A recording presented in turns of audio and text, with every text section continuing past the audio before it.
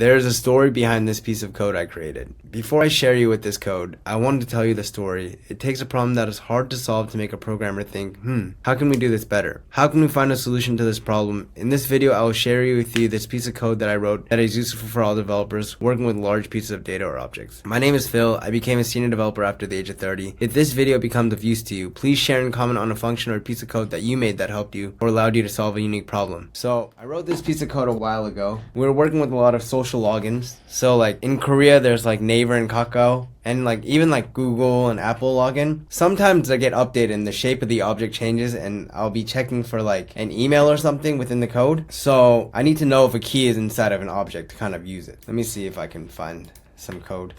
I was using it, and I remember maybe it's over here. I think it's inside of app navigation or something. I haven't opened this code in a while. So if there's a token result, when they logged in, I kind of made a custom token inside of the server so they could log in with the custom token, and that was set off by my some social login function. And then I had to check if the email was in there, because all social logins kind of give you back a big payload with an email. So I wanted to see if the email was there, and like I think we had a breaking change in production because I was like looking for an email within claims, where I was like token result.claims.email or like user.email or something, and I thought it would always be there, but that wasn't the case all the time. So I had to write a function that was going to go in and check the object and see if the email exists. So I'll show you that function now. Here it is. It's check if key exists in object and give back value if exists and false if not. This is the function. You could put in an object and a key to check for in the object, and then it'll return the value of the key, or it would give back false if it didn't exist. So it's called keyExists. You can pass in any object, and it just passes if it cannot find the key. So obviously if it's not an object, it cannot find the key anyways if it's gotten this far. And then if it's an array or whatever, so return false. So else if key is an object, just give back that value. Else if it's an array, try to go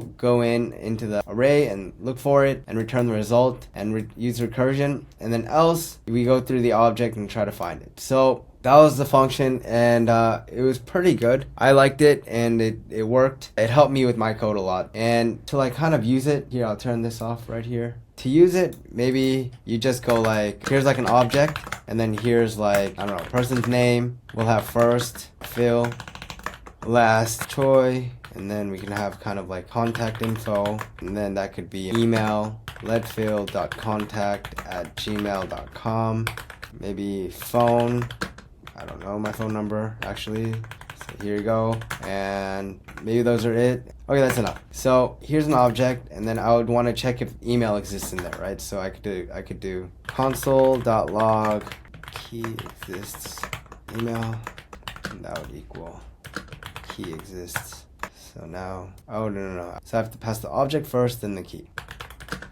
This as object. So if I run this code, I say node keyExists.js. I run the code, it would give me back letphil.contact@gmail.com because it goes in and finds the key email. And if I try to find something like name, it would give me the object first and last, right? Look, first, last, right there. And then if I try to get like middle name, it would give back false. So I thought the function was quite useful for like if you're hitting APIs, you don't really know like for sure what the response is all the time, and you need some kind of value in there like email or like ID. I'm sure ID will always be in a payload, or email will always really be in a payload, so those are kind of safe to kind of search for. So yeah, I use this function a lot. You can take it with you, and maybe it'll help you in your career or whatever. I'll add this into the repository. Hopefully it'll be of use to you. I have some other functions. So here I have one function called get property value from, so the description is get property by dot notation. So get property value from the object by dot notation, and this one got tied into one more, so I'll show you two here. So it takes the property name in dot notation, it takes the object and then returns the value. So let's make an obj. So it just splits it by the dots, and then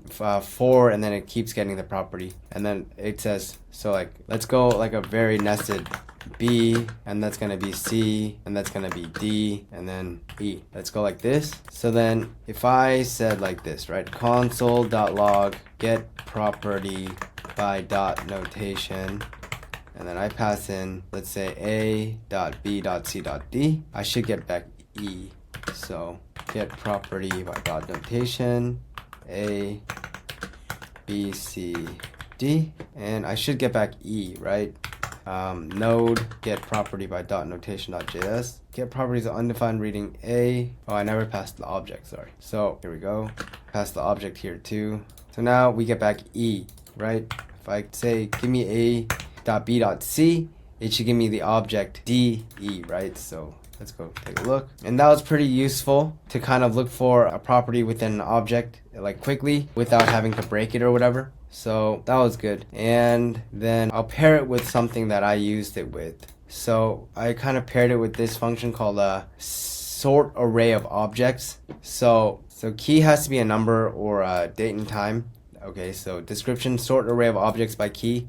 I know there are other libraries like Lodash that do this and stuff, but this was just my implementation. So param array of objects, then the key, and it can be in dot notation because we are using the dot notation from before, and then it can be ordered by ascending or descending, and then return the array, so the sorted arrays. So basically everyone in JavaScript knows like this sort, and then you pass in A and B, and then A minus B will give you like the ascending, or B minus A will give you the descending or whatever. Hopefully I got that right. And then if it's not doing dot notation, you can just do it like this. One that works here, I kind of wrote some function out here. Here we are. So we have const array, and then we have an array of objects, name, and then skills. So if we wanted to sort them by maybe JavaScript, we could just pass in sort array of objects, and then we pass in the array of objects, and then skills.javascript. And then we can pass in descending, DESC, and then we can run it. Node, what is this called? Sort array of objects.js. Sort array of objects, and then it sorts it the 10, 7, and 6. And then if we sorted it the other way, so 6, 7, and 10. So those are kind of functions that I really liked at my old company. keyExists and get property by dot notation, sort array of objects. I will push all this code into that utilities repository, and you guys can pull them and check them out yourself. And if you guys find use in it, let me know about it. Hopefully it's good for you too, as it was for me. Small change.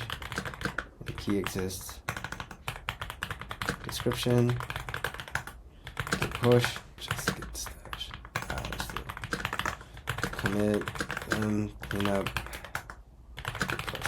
Alright. So these were really useful for me. Just remember, don't give up. You will eventually find the solution to the problems you're having. If you need help or want to join a society of programmers who really want to level up together, please join my Discord in the description below. Remember, if I can do it, you can do it too. Coding saves lives.